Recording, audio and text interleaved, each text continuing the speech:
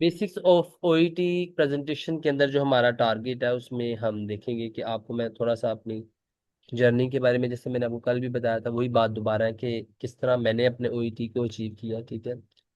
और जो basic 3 tips होती हैं किस तरह आप ओईटी एग्जाम को पास कर सकते हैं, वो मैं आपसे शेयर करूंगा, ठीक है। कंपोनेंट्स ऑफ ओईटी के बारे में बात करेंगे और लास्ट में हम बात करेंगे कि basic understanding for OET, OET को पास करने के लिए अब कौन सी 4 से 5 चीजें हैं जब आपकी अंडरस्टैंडिंग उनके बारे में क्लियर हो और आप ओईटी इजीली पास कर सकते हो, ठीक है। और टिप्स एंड ट्रिक्स भी आपके लिए कुछ लास्ट में होगी। तो ये मेरी जर्नी मैंने आपको जी ऑलरेडी कल डिस्कस कर दी थी कि कैसे मैंने ओईटी टारगेट अपना अचीव किया, आवर्स कैसे मैं डिवाइड किए, कौन से मॉड्यूल को मैंने पहले स्टडी किया, ठीक है। तो जैसे मैंने आपको बताया था जी कि मैंने जो सबसे मुश्किल ओईटी के अंदर मॉड्यूल था जिसमें रीडिंग है, सबसे पहले मैंने रीडिंग ही शुरू किया। इनिशियल मैंने रीडिंग ABC को कवर करने के बाद लिसनिंग किया, और जैसे ही मैंने रीडिंग कर लिया और लिसनिंग पे मूव किया तो पैरेलल लिसनिंग और रीडिंग दोनों करता रहा, ठीक है। इनिशियली अगर मैं 2 से 3 घंटे पढ़ता था तो 20 दिन के बाद मैंने 3 से 4 घंटे पढ़ना शुरू कर दिया, ठीक है। और जब मैंने रीडिंग लिसनिंग कर लिया, राइटिंग पे मूव किया, तो फिर मैंने 5 से 6 घंटे पढ़ना शुरू कर दिया। लास्ट में जब मैंने पेपर दिया था एग्जाम से पहले मैं तकरीबन 6 से 8 घंटे डेली पढ़ता था। तो ओके। लगी, ठीक है। साकी आपको बताया था कि अगर आप ओईटी पास करना चाहते हैं, उनके एनवायरनमेंट में जाके काम करना चाहते हैं, तो आपको अपनी जिंदगी में अ, सबसे पहली चीज जो करनी पड़ेगी वो क्या करना है, स्टडी स्टडी प्लान बनाना पड़ेगा, ठीक है। कोई भी जब एग्जाम की आप ओके। तैयारी करते हैं, जैसे पोस्टर है ना, स्पेशलाइजेशन है, तो जो उसका कोर्स होता है आप उसको डिवाइड करते हैं। ये कोर्स मैं कितने देर में करूंगी या कितने घंटे पढ़ूंगी तो इतने क्वेश्चंस कर लूंगी, कौन कौन से इंपॉर्टेंट क्वेश्चंस है, तो एक प्लानर आप बनाते हैं, ठीक है। इसी तरह ओईटी को पास करने के लिए भी आपके पास प्लानर होना चाहिए, जो कि मैंने आपको बताया कि सबसे पहले आप रीडिंग शुरू करेंगे, करवाएंगे हम आपको, फिर लिसनिंग करवाएंगे, हम्म। फिर आपको राइटिंग करवाएंगे, फिर स्पीकिंग करवाएंगे, ठीक है।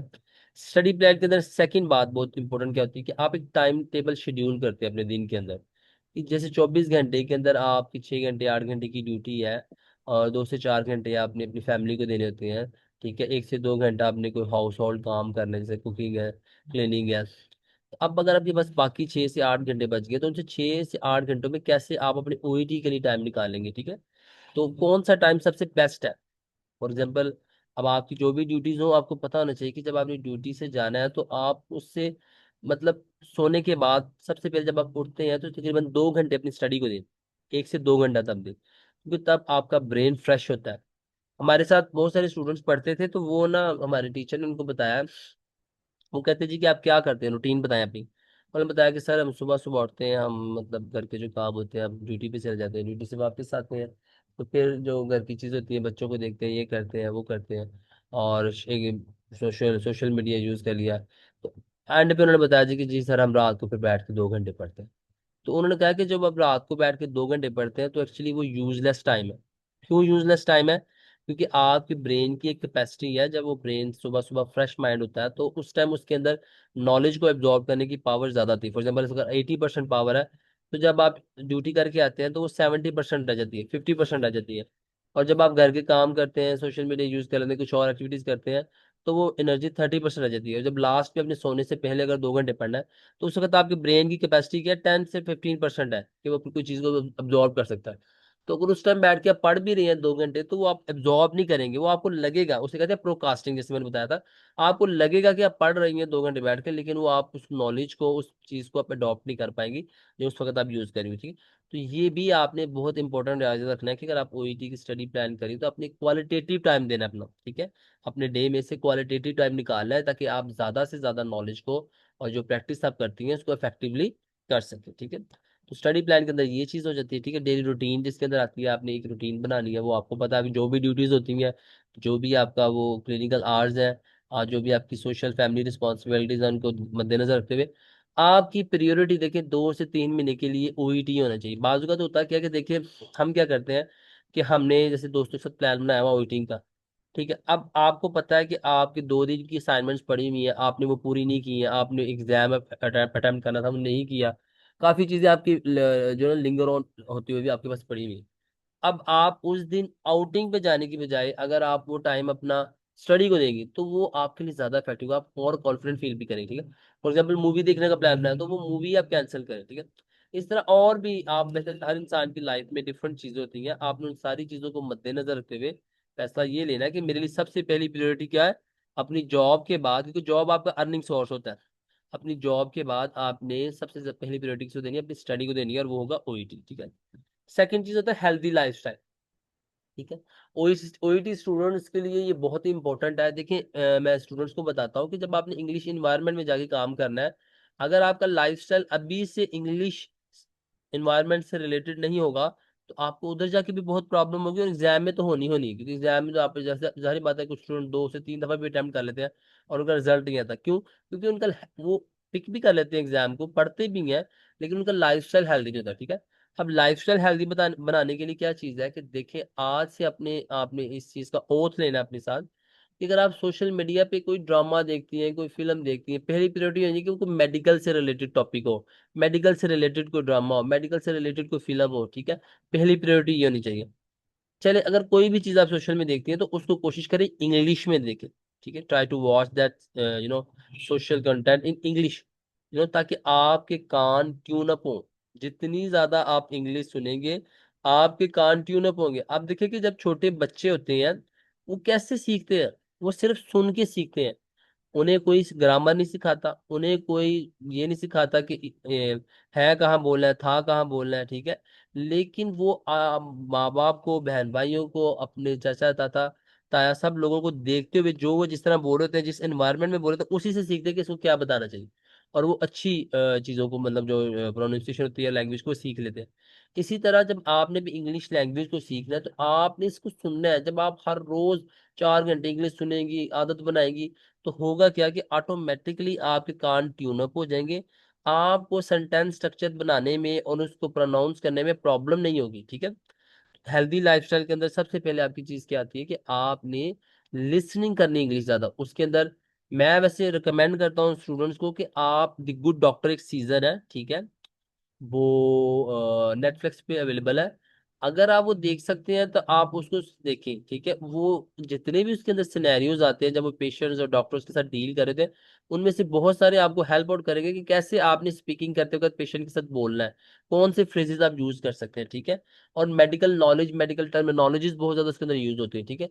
वो आपको बहुत हेल्प आउट कर सकती है। हाँ, अगर आपको नई डिजीज उसमें सुनते हैं तो उसको स्टडी करें साथ ही यूट्यूब, नेट पे, गूगल पे, तो वो भी आपको हेल्प करता है। ठीक है। तो पहली चीज है लिसनिंग करें। लिसनिंग के लिए आप सोशल मीडिया पे जो भी देखती हैं वो इंग्लिश में होना चाहिए। सीजन अगर द गुड डॉक्टर देख सकती हैं वो देखें। और 2 चैनल मैं आपको रिकमेंड करूंगा, लास्ट में आपको मैंने लिंक और उनके भेज दूंगा, तो आपने उनको सुनना है। कैसे सुनना है वो मैं आपको लास्ट में बताऊंगा। ठीक है। तो आपका हेल्दी लाइफस्टाइल में क्या आ जाता है, आपकी रीडिंग आ जाती है और आपकी लिसनिंग आ जाती है। रीडिंग का भी जैसे मैं बता रहा हूँ, कोशिश करें जब आप कुछ पढ़ते हैं, अगर आपकी पढ़ने की हैबिट है, नहीं है तो बनाएं उसको, क्योंकि रीडिंग पेपर को पास करने का सबसे बेस्ट तरीका है रीडिंग, रीडिंग, रीडिंग, रीडिंग। जितनी ज्यादा रीडिंग आप बनाएंगे, उतनी ही ज्यादा आप कॉन्फिडेंट होंगे क्वेश्चंस को अटेम्प्ट करने में, क्योंकि आपको नेचुरल लगेगा इंग्लिश को पढ़ना, उसको एब्जॉर्ब करना, उसका जिस्ट लेना, उसका आइडिया लेना, उसका थीम लेना। आपको नेचुरल फिनोनिमल लगेगा। लेकिन जब आप खुद पढ़ती नहीं होगी रीडिंग, आप नॉर्मल लाइफ में पढ़ नहीं रही, तो सडनली जब एग्जाम का प्रेशर आएगा और एग्जाम को अपने 1 घंटे में सॉल्व करने के लिए पढ़ना होगा, तो फिर आप क्या करेंगी, आप उसका ब्रेन उसको अडॉप्ट या एब्जॉर्ब नहीं कर सकेगा। ठीक है। तो ये होगा। ठीक है। आपने इंग्लिश सुननी है, इंग्लिश सीखनी है। थर्ड चीज होती है मटेरियल की, जो मटेरियल, जो मॉक टेस्ट आपके होंगे, वो हम आपसे क्वालिटेटिव ओईटी स्टैंडर्ड के मॉक टेस्ट लेंगे, ताकि आप एग्जाम से पहले एग्जाम को एक्सपोजर ले सके कि किस तरह का एग्जाम होता है। और अगर मैं अपीयर किया, मैंने कौन सी गलतियां की हैं, अब वो गलतियां मैंने रियल एग्जाम में नहीं करनी। ठीक है। इसलिए हम आपको 6 से 8 मॉक टेस्ट लेंगे इस 3 मंथ के सेशन के अंदर। ठीक है। ताकि आपको आपकी एवेल्युएशन इफेक्टिवली कर सके। ठीक है। तो मटेरियल प्रोवाइड करना हमारा काम है, टाइम टेबल हमने बता दिया। अब आपका काम क्या है, सेकंड, अपना लाइफस्टाइल चेंज करना। जब आप अपने लाइफस्टाइल के अंदर चेंजेस लेके आएंगे, तो आपको ओईटी की तैयारी करने में और ओईटी को समझने में भी आसानी होना शुरू हो जाएगी। ठीक हो गया। ये चीजें आपको लास्ट टाइम बता दी थी, ये भी बता दिया था। अब चले, ये आपका आज का मेन टॉपिक है, जो आज की प्रेजेंटेशन है हमारी, उसका मेन जो थीम है, जो आपसे बात करने का जो मैं चाहता था कि आपको बताऊं कि ये इन चीजों पे अगर आप काम कर लेती हैं, देखिए आपकी बेसिक्स अगर क्लियर होंगी ना, अगर आपको पार्ट्स ऑफ स्पीच की अंडरस्टैंडिंग होगी, अगर आपको टेंसेस की अंडरस्टैंडिंग होगी, टाइप्स ऑफ टेंसेस कौन से होते हैं ये आपको अंडरस्टैंडिंग होगी, फिर टाइप्स ऑफ सेंटेंसेस कौन से होते हैं, ठीक है, जो बहुत सारे स्टूडेंट्स को नहीं पता था। मैंने जितने भी स्टूडेंट्स को पढ़ाया है उनमें से 70 to 80% स्टूडेंट थे, जब मैं फर्स्ट टाइम उनसे पूछा था कि टाइप्स ऑफ सेंटेंसेस क्या होते हैं, तो उन्हें नहीं पता था कि टाइप्स ऑफ सेंटेंसेस क्या होते हैं, ठीक है। इसलिए टाइप्स ऑफ सेंटेंसेस को अच्छी तरह अंडरस्टैंड करना बहुत जरूरी है, क्योंकि इसका रीडिंग के अंदर बहुत इंपॉर्टेंट रोल है, इसका राइटिंग के अंदर भी बहुत इंपॉर्टेंट रोल है, और इसका आपकी राइटिंग, रीडिंग और स्पीकिंग ऑलमोस्ट हर मॉड्यूल के अंदर, ठीक है। ज्यादातर ये 2 मॉड्यूल है जिसके अंदर इसका बहुत इंपॉर्टेंट रोल है। जब तक आपकी टाइप्स ऑफ टेंसेस आपका क्लियर नहीं होगा तो आपको क्वेश्चन अटेम्प्ट करने में प्रॉब्लम हो सकती है। फिर आ जाते हैं एक्टिवाइज और पैसिवाइज, ठीक है। एक्टिवाइज और पैसिवाइज भी आपको आने चाहिए, क्योंकि मेन इसका रोल राइटिंग के अंदर है। राइटिंग जो आपने करनी है वो मोस्टली आपने पैसिवाइज फॉर्म में करनी है, क्योंकि पैसिवाइज फॉर्म में क्या होता है कि जो एक्शन हो रहा होता है, जो काम हो रहा था, हम उस पर ज्यादा स्ट्रेस डालते हैं, ना कि जो काम कर रहा हो हम उस पर ज्यादा स्ट्रेस डालें, ठीक है। तो ओईटी इस चीज को प्रेफर करता है कि जो भी पेशेंट के बारे में काम हुआ है हमें वो काम बताया जाए, बार बार ये ना बताया जाए कि कौन कर रहा था और क्यों कर रहा था, ठीक है। क्यों कर रहा था ये बताना है, लेकिन कौन कर रहा था ये बताने की इतनी जरूरत नहीं है। तो वो जब आप एक्टिवाइज और पैसिवाइज को अच्छी तरह अंडरस्टैंड कर रही होगी, तो आप पैसिवाइज आप प्रॉपर ग्रामेटिकली उसके स्ट्रक्चर के साथ यूज करेगी, तो वो आपके लिए बहुत इफेक्टिव होगा आपकी राइटिंग के अंदर, ठीक है। और लास्ट में जो पूरा आपका ओईटी का जो कह लें कि मफहूम है ना, जो पेपर का अगर आप आगे जाके देखेंगी, आपका जो सारा पेपर है ना वो बेस ही इस पे करता है कि आपने क्या करना है, पैराफ्रेसिंग और सिनोनिमस लैंग्वेज को अंडरस्टैंड करना है, यूज करना आना चाहिए और उसको अंडरस्टैंड करना आना चाहिए, ठीक है। आज मैं आपको ये बताऊंगा थोड़ा सा कि आप सिनोनिमस लैंग्वेज को कैसे इंप्रूव कर सकती हैं, आप पैराफ्रेसिंग को कैसे इंप्रूव कर सकते हैं, क्योंकि ये चीजें इंप्रूव होनी है प्रैक्टिस से। मैं तो आपको इसका कंसेप्ट क्लियर कर सकता हूँ कि ये होता क्या है, ठीक है।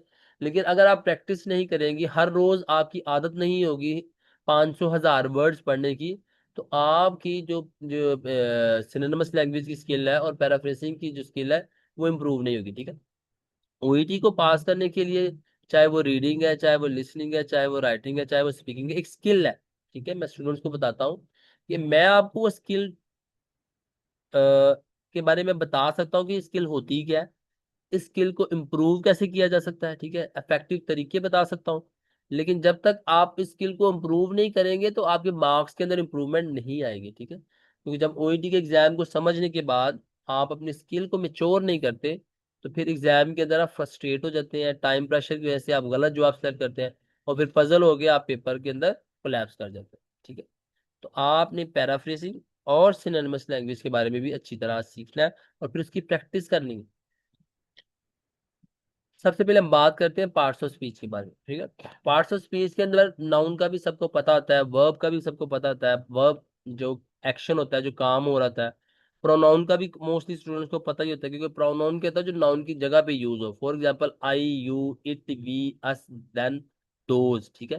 तो यहाँ पे ये जो I you it we us them those है, ये क्या है, प्रोनाउन है जो नाउन की जगह पे यूज है। जैसे I want her to dance with me, ठीक है, आई उसने अपने लिए यूज किया है और मी उसने यूज किया है कि मेरे साथ, ठीक है।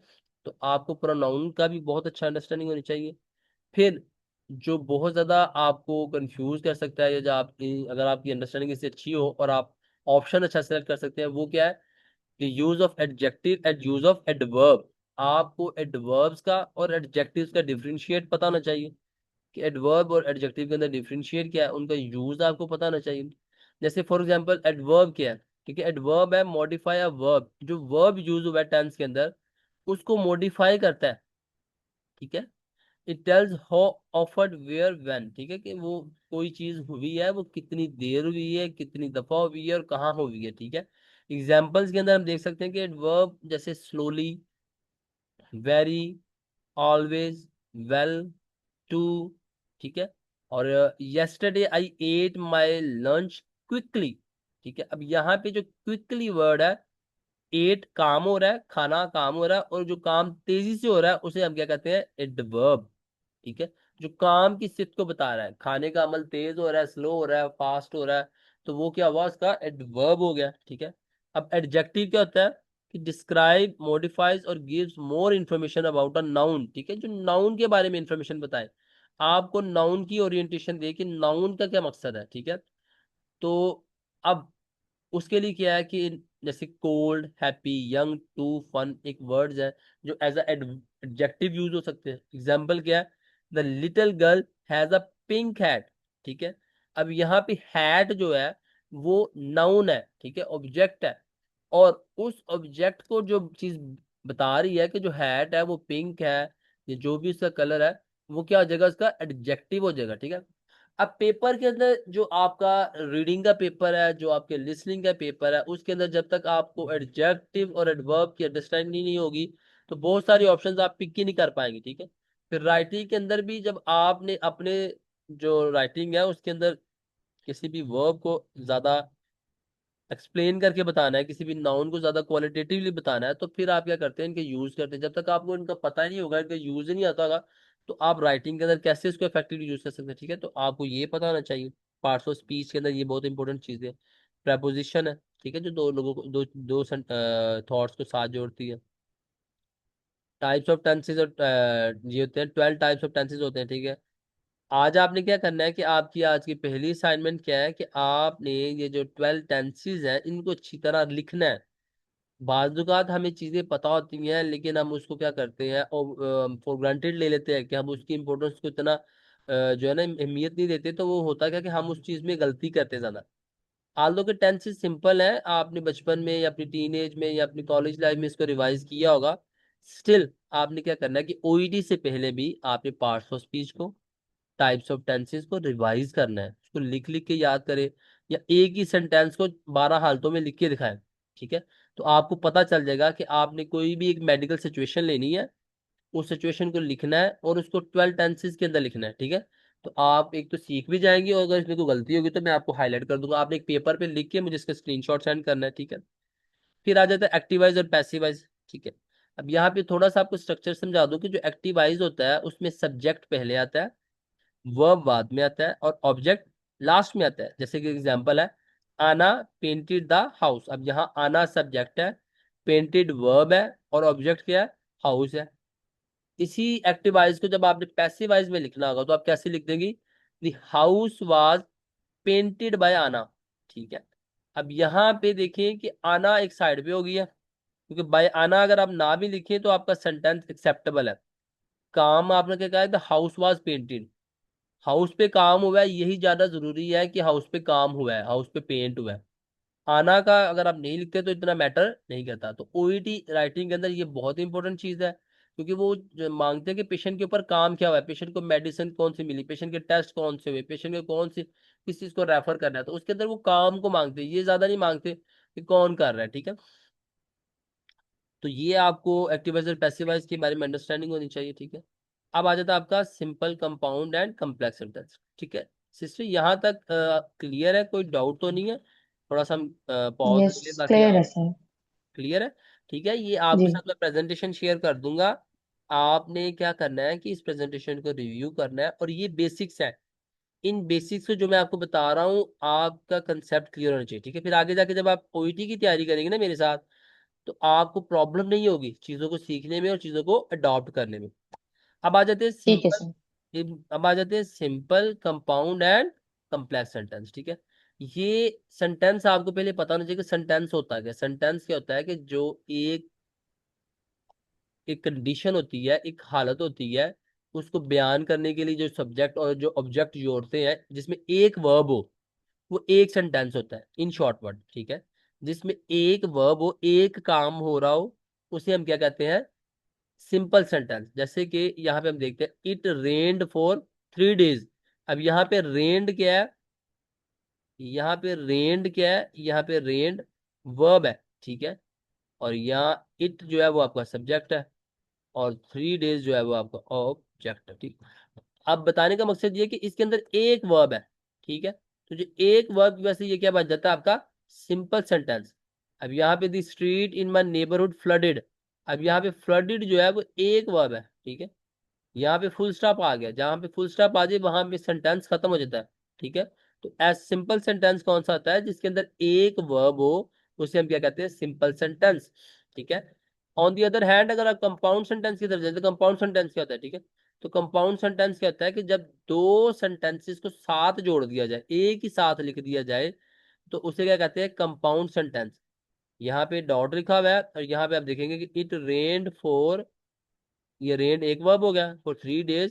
सो अब यहाँ सो क्या हो गया, कंजक्शन आ गई है, पैनवर्ड्स आ गए, ठीक है। तो so the street in my neighbourhood flooded, ये सेकंड वर्ब हो गया। अब यहाँ पे फुल स्टॉप आया। अब एक सेंटेंस के अंदर दो वर्ब हो गए हैं, ठीक है। तो ये कौन बन जाएगा? कंपाउंड सेंटेंस, ठीक है।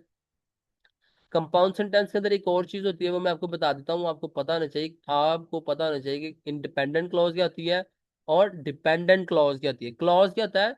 जो एक फिक्रे के अंदर एक आइडिया है, ठीक है।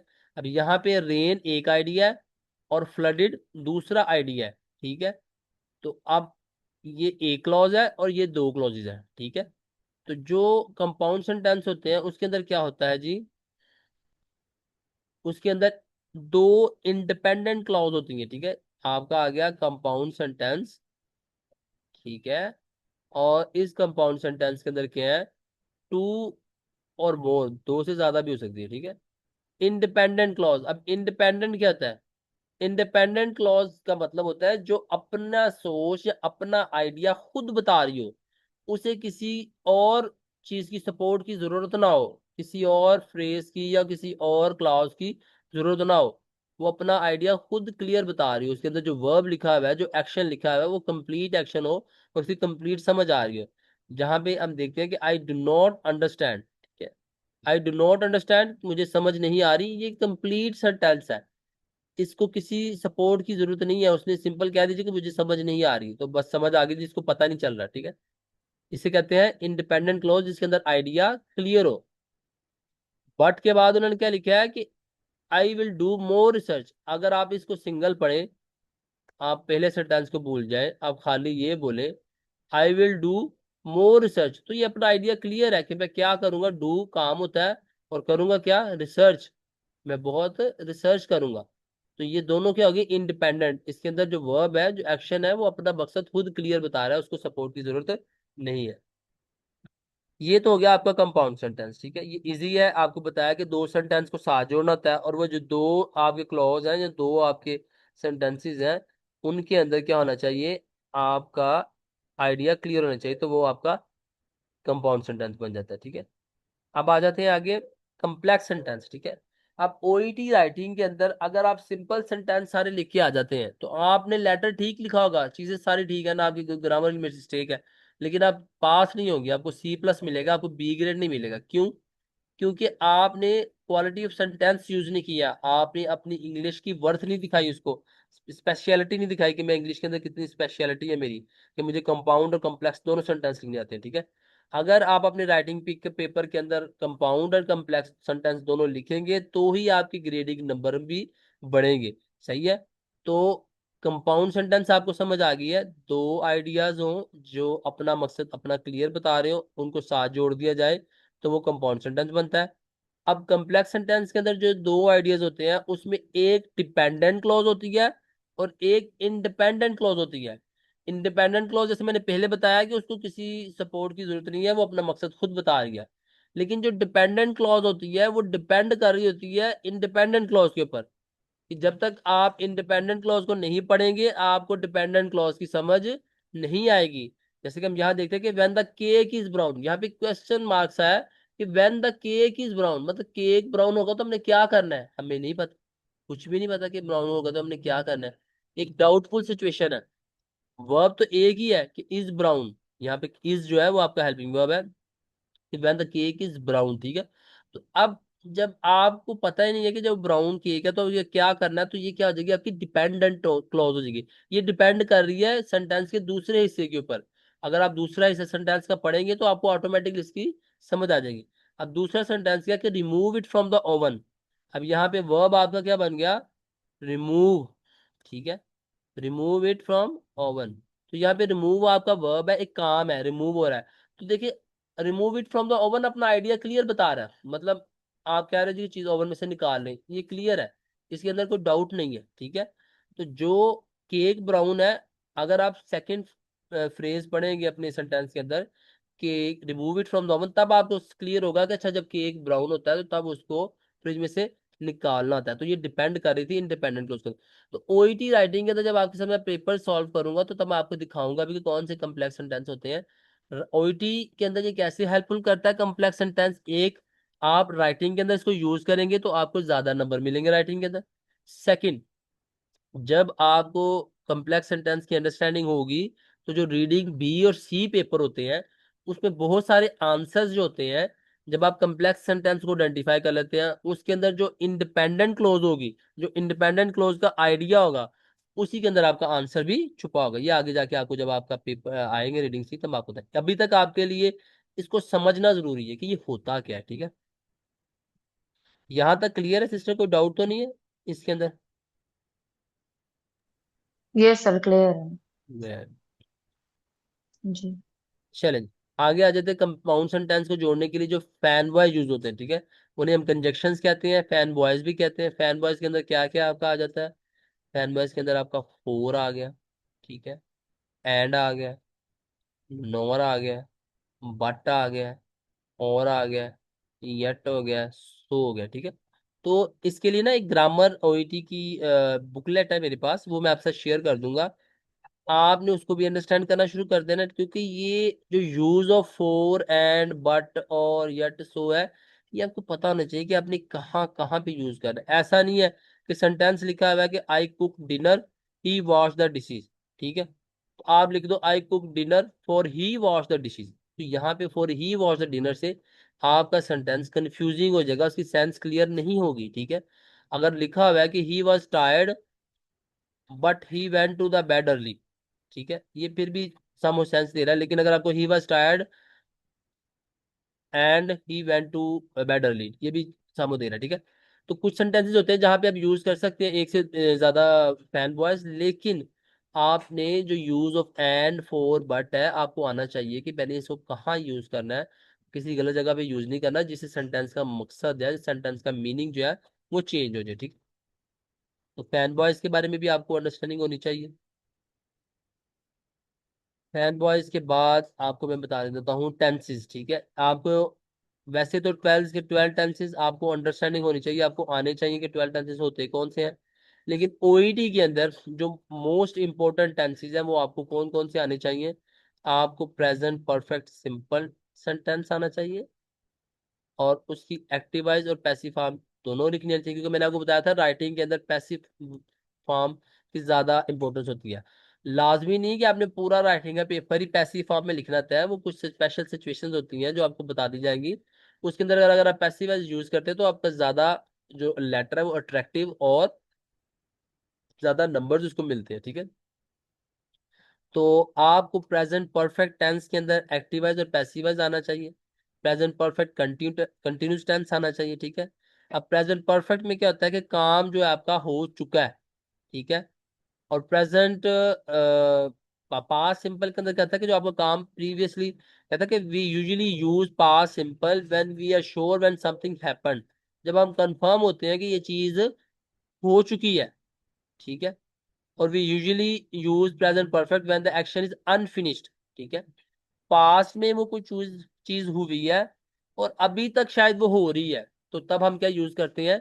प्रेजेंट परफेक्ट, ठीक है। जैसे मैंने आपको कल बताया था कि ओईटी के अंदर 3 हालतों का इस्तेमाल होता है राइटिंग के अंदर, जिसके अंदर आपने प्रेजेंट हालत में लिखना होता है, पास्ट का कोई काम है जो शुरू हुआ और खत्म हो गया वो लिखना होता है, पास्ट का कोई काम है जो शुरू हुआ और अभी तक चल रहा है, ठीक है, उसे हमने लिखना होता है, ठीक है। और प्रेजेंट परफेक्ट कंटिन्यू चीज वही होती है। तो आपको ये 3 टेंसेस ज्यादा अच्छे तरीके से आने चाहिए, बाकी भी टेंसेस जो है वो आप उनको गो थ्रू जरूर कीजिएगा। नेक्स्ट, ठीक है, अब आ जाते हैं हम अपने सिनोनिमस लैंग्वेज और पैराफ्रेसिंग के ऊपर, ठीक है। तो जो सिनोनिमस लैंग्वेज है इसको आपका पता नहीं चाहिए कि जो एक लफज के लिए दूसरा लफज यूज होता है उसे हम सिनोनिमस कहते हैं, ठीक है। फॉर एग्जाम्पल अगर आप देख सकते हैं यहाँ पे अट्रैक्टिव की जगह अपीलिंग लिखा हुआ है, ठीक है। तो ओईटी 80% 90% आपका यही है कि आपका जो क्वेश्चन पेपर होगा उसके अंदर अगर अट्रैक्टिव लिखा है तो जो पैराग्राफ होगा उसके अंदर अपीलिंग लिखा होगा। क्वेश्चन के अंदर अगर बिगन लिखा है तो पैराग्राफ के अंदर स्टार्ट लिखा होगा। क्वेश्चन के अंदर अगर चूज लिखा है तो पैराग्राफ के अंदर सेलेक्ट लिखा हुआ है, ठीक है। ये तो बड़ी सिंपल लैंग्वेज है ना सिनोनिमस के लिए, लेकिन ओईटी जो लैंग्वेज यूज करता है वो थोड़ी सी हाई क्वालिटी की और मेडिकल टर्मिनोलॉजी लैंग्वेज यूज करता है, ठीक है। तो आपकी क्रिटिकल थिंकिंग भी इसमें यूज होती है कि कौन सा वर्ड किस वर्ड के लिए यूज हो सकता है, ठीक है। बाजुकात ऐसे वर्ड्स होंगे जो मतलब किताबी नहीं होंगे, लेकिन वो सेंस वो दे रहे होंगे, ठीक है। तो वो भी आपने जो इसको इम्प्रूव करने का तरीका क्या है, मैं स्टूडेंट्स को बताता हूँ कि देखिए डे 1 से जब आप पढ़ना शुरू कर रहे हैं, आप एक रजिस्टर बनाए अपना, ठीक है। उस रजिस्टर के अंदर हर रोज जो आप अपनी रीडिंग है, जो लिसनिंग कर रहे हैं, उसके अंदर अगर कुछ सिनोनिमस वर्ड सीख रहे हैं, कोई आपको कोई लर्निंग हो रही है, 2 से 3 वर्ड डेली लाजमी सीखें। आप उस रजिस्टर पे लिखना शुरू कर दें, ठीक है। जब आप इसको तैयारी करना शुरू कर देंगे, 1-2 महीने तक आपके पास अच्छी खासी वोकैबलरी बन जाएगी, जो ओईटी से रिलेटेड आपकी सिनोनिमस लैंग्वेज की वोकैबलरी की। आपने देखा होगा कि जो एथलीट्स होते हैं वो क्या करते हैं कि जब अपना वो रियल एग्जाम देने जाते हैं या रियल गेम करने जाते हैं, तो उससे पहले वार्म अप करते हैं अपने आप को, ताकि जब वो अपना जब वो गेम करें तो उसके अंदर वो कोलैप्स ना करें या मसल स्ट्रेच ना हो उनके, ठीक है। तो इसी तरह ओईटी के अंदर भी आपकी जो असल स्किल चेक होनी है वो सिनोनिमस लैंग्वेज और पैराफ्रेसिंग की होनी है। तो जब आपके पास वोकैबुलरी बनी होगी सिनोनिमस लैंग्वेज की, और एग्जाम से पहले या मॉक टेस्ट, जब आप मुझे मॉक टेस्ट देंगे उससे पहले जब आप वो पैराफ्रेसिंग जो अपनी सिनोनिमस लैंग्वेज की जो वोकैबुलरी है इसको रिवाइज कर लेंगे, तो आप वार्म अप हो जाएंगे। आपका माइंड, आपका ब्रेन जो है वो ट्यून अप हो जाएगा, उसको आइडिया हो जाएगा कि अच्छा भाई ये जो है ना वर्ड ऐसे ऐसे यूज हो सकते हैं। हो सकता है उनमें से बहुत सारे वर्ड रियल एग्जाम है जो आपका, या जो आपका मॉक टेस्ट है उसके अंदर भी यूज हो, तो वो भी आपको हेल्प करेगा, ठीक है। इसलिए आपने डे 1 से जब आपने प्रैक्टिस करनी है जो मैं आपको बताऊंगा, तो आपने अपनी वोकैबुलरी बनानी है रजिस्टर के ऊपर, ठीक है। उसके बाद हम आ जाते हैं पैराफ्रेसिंग क्या होती है, ठीक। पैराफ्रेसिंग क्या होती है कि आप एक सिचुएशन है, ये एक कंडीशन है, या जो एक सेंटेंस है, आपने जो ओरिजिनल सेंटेंस पढ़ा है आप उसी सेंटेंस को दूसरे फॉर्म में लिख देते हैं, दूसरे सेंटेंस स्ट्रक्चर में लिख देते हैं। जैसा कि आपने देखा होगा कि आप एक फिल्म या ड्रामा देखते हैं या आपका दोस्त कोई स्टोरी सुनता है, तो जब वो सुनता है वो किसी और वर्ड्स के अंदर सुनता है, और जब वो आपको बता रहा था तो वो कुछ और वर्डिंग और सेंटेंसेस यूज करता है, ठीक है, कंप्लीटली डिफरेंट, लेकिन उसका मकसद सेम होता है। इसी तरह पैराफ्रेसिंग के अंदर भी क्या होता है कि ऑप्शन के अंदर जो इंग्लिश लिखी होती है वो डिफरेंट स्ट्रक्चर के साथ लिखी होती है, पैराग्राफ के अंदर जो इंग्लिश लिखी होती है वो डिफरेंट वर्ड्स और डिफरेंट सेंटेंस स्ट्रक्चर के साथ लिखी होती है, लेकिन आपने आइडेंटिफाई करना होता है कि जो बात ऑप्शन में लिखी हुई है वो पैराग्राफ में कहाँ मैच कर रही है, ठीक है। तो इसके लिए आपकी पैराफ्रेजिंग स्किल डेवलप होनी चाहिए, ठीक है। पैराफ्रेजिंग स्किल डेवलप करने के लिए एक छोटी सी एग्जांपल आपको दिखा रहा हूँ। ये देखें, लिखा हुआ है कि mister Smith was famous for his delicious candy, children and adult love to eat it, ठीक है। अब यहाँ पे फेमस को देखें, अगर आप पैराफ्रेज करके देखें तो इसमें लिखा हुआ है non through out the world, ठीक है। डिलीशियस को उसने टेस्टी लिखा है, और सेंटेंस स्ट्रक्चर के अंदर वो काफी आगे चला गया। चिल्ड्रन एंड अडल्ट को उसने पीपल लिख दिया, मतलब पीपल को उसने children adult as a use किया है, और वो डिफरेंट जगह पे है। इंजॉयड ईटिंग को लव टू ईट लिखा हुआ है, और वो डिफरेंट जगह पे यूज किया, ठीक है। तो ये है पैराफ्रेसिंग, ठीक है। ओईडी के अंदर ये चीज यही यूज होनी है। तो इसको आप कैसे इंप्रूव कर सकते हैं, ठीक है। इसको आप कैसे इंप्रूव कर सकते हैं कि जब मैं आपको अभी आज बताऊंगा कि आपने आधा घंटा डेली लिसनिंग करनी है। देखिए ये मैंडेटरी है डेली।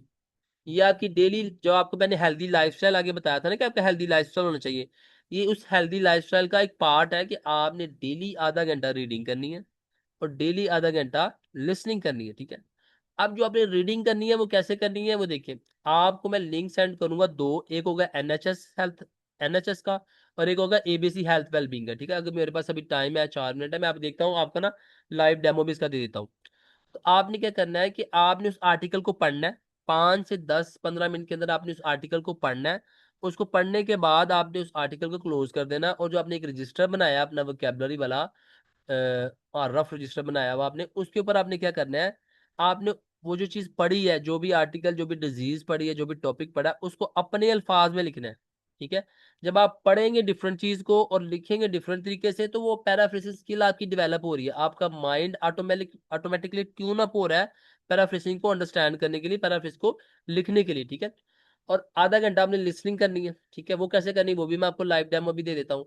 नोट्स और वोकैबुलरी बनानी है, मैं आपको ऑलरेडी बता चुका हूँ, ठीक है। आपका जो बैच अभी बनेगा ना, क्योंकि 4 से 5 लोग आपके बैच में ऐड हो चुके हैं जो ओईटी स्टार्ट कर रहे हैं, बिल्कुल बिगिनिंग में है, ठीक है। तो आपका मैं एक बैच बना दूंगा, उस बैच के अंदर आपने पार्टनर्स ढूंढ लेना, जैसे आपकी अगर कोई आपके अपने घर के मेंबर्स हैं, आपके कोई कोलीग्स हैं, ठीक है। अगर वो बन सकते हैं तो वेल एंड गुड, नहीं है तो आप उस ग्रुप में से कोई ढूंढ ले अपना कोलीग पार्टनर, जो आपके साथ डेली आधा घंटा स्पीकिंग करे, ठीक है, हमने डे वन से राइटिंग, रीडिंग, लिसनिंग, स्पीकिंग काम सब पे करना है। ठीक है। जैसे ना एक मूवी मैंने देखी थी जैकी चैन की, कि उसमें वो क्या दिखाते हैं कि वो कम्फो सीखने जाता है, वो उसको कम्फो नहीं सिखाता, वो उसको घर के काम करवाता है डिफरेंट तरीके से। वो जो काम जिस तरीके से करवाता है एक्चुअली वो उसको ट्यून कर रहा था कम्फो के लिए। इसी तरह आपने भी डे वन से जो एक्टिविटीज मैंने आपको बताई हैं, अगर आप वो करेंगे तो आप ऑटोमेटिकली क्या कर रहे हैं, अपनी स्किल्स को डेवलप करने के लिए प्रैक्टिस कर रहे हैं वो। ठीक है। आपने एक से दो टीचर रखने हैं, दो से ज्यादा टीचर से नहीं रखने। जैसे फॉर एग्जांपल मैं आपको टीच कर रहा हूँ, गाइड कर रहा हूँ ओईटी के बारे में, आपकी वैल्यूएशन कर रहा हूँ, तो एक और टीचर आप रख सकते हैं, अपने को कोलीग रख सकते हैं, यूट्यूब पे जो टीचर्स होते हैं उनमें से कोई एक आधा रख सकते हैं। वैलिडेशन हो जाती है कि जो चीज मैं पढ़ रही हूँ मैं ठीक पढ़ रही हूँ, जो मुझे सिखा रहा है वो मुझे ठीक सिखा रहा है। जब दो से तीन टीचर्स रखते हैं तो उसका नुकसान क्या होता है कि आप कंफ्यूज हो जाते हैं बाजू का। जब मुख्तलिफ टीचर्स होते हैं उनके मुख्तलिफ तरीकाकार होते हैं। ठीक है, दो टीचर्स के जो तरीकाकार है, आप उसको अडॉप्ट कर सकते हैं। लेकिन चार पांच टीचर्स होंगे तो हर कोई डिफरेंट तरीके से बता रहा होगा, कभी किसी से प्रैक्टिस कर रहे हो, कभी किसी से प्रैक्टिस करो, तो आप खुद कंफ्यूज हो जाओगे, आपके नंबर्स इंप्रूव नहीं होंगे। ठीक है, ये चीज होगी। ठीक है, यहाँ तक क्वेश्चन हिस्ट्री है आपका?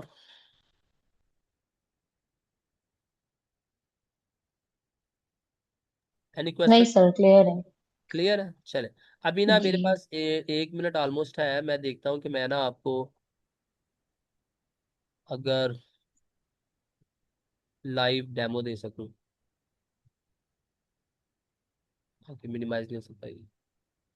चले, वो मैं ना आपको ऑडियो लिंक में सेंड कर दूंगा, आप उसको सुन के ना ओके। आप ओके। यूट्यूब पे और गूगल पे जो लिंक्स आपको मैं सेंड करूंगा, आपने उनको यूज करना है। और देखिए सिस्टर जी, ये जो मैंने आपको आधा घंटा लिसनिंग बताई है और आधा घंटा रीडिंग बताई है, ये मैंडेटरी है। जी। मैंडेटरी क्या मुराद है कि लाइफ में जैसे रोटी खाना लाजमी होता है ना डेली, तो इसी तरह आपने जी आधा घंटा रीडिंग और आधा घंटा लिसनिंग लाजमी करनी क्योंकि ये आप। सर, क्या चीज को मतलब हम वो मैं लिसनिंग आपको करें, लिंक किस भेज रहा चीज? हूँ, यूट्यूब पे दो ओके। चैनल है, 24 आवर ठीक। Accident and emergency, GPs behind close door, इसके लिंक मैं आपको भेज दूंगा, आपने इसको सब्सक्राइब करके रख लेना अपने पास। और हर रोज आधा ओके। घंटा कोई ना कोई ऑडियो सुननी है उसमें से निकाल के। ठीक है, वो मैं आपको बता ठीक है। देता हूँ कैसे सुननी है आपने। ठीक है, और ठीक। लिंक भेज दूंगा, वो आपने गूगल पे जाके उनको जब ओपन करेंगे तो वो ऑटोमेटिकली ओपन हो जाएंगे, जब आप लिंक से ओपन करेंगे तो वो उधर से आर्टिकल ओके। निकलेंगे डिफरेंट डिजीजेस के। ठीक है, वो जो ठीक। डिफरेंट डिजीजेस के आर्टिकल होंगे, हर रोज आपने कोई डिफरेंट डिजीज पढ़नी है वो जो प्रीवियसली आपने ना पढ़ी हो, क्योंकि हर रोज नई से नई डिजीज पढ़ने से आपका क्या होगा कि आपका वो जो अनप्रिडिक्टेबल सिचुएशंस होती है ना, उसको अंडरस्टैंड करने की स्किल डेवलप होगी। ठीक है, पेपर अगर आपका बिल्कुल ही ठीक। वो डिफरेंट आ जाएगा ना तो आपको प्रॉब्लम नहीं होगी, क्योंकि हर रोज आप डिफरेंट आर्टिकल्स पढ़ रहे हैं, हर रोज आप डिफरेंट चीज पढ़ रहे हैं। ठीक हो गया? ओके। ठीक। तो ये चीज होगी आपकी। ठीक है, तो आपने ये जो लिसनिंग और रीडिंग है आधा घंटा, ये मैंने डेटरी करनी है। ठीक है, ओईटी तो अभी आपका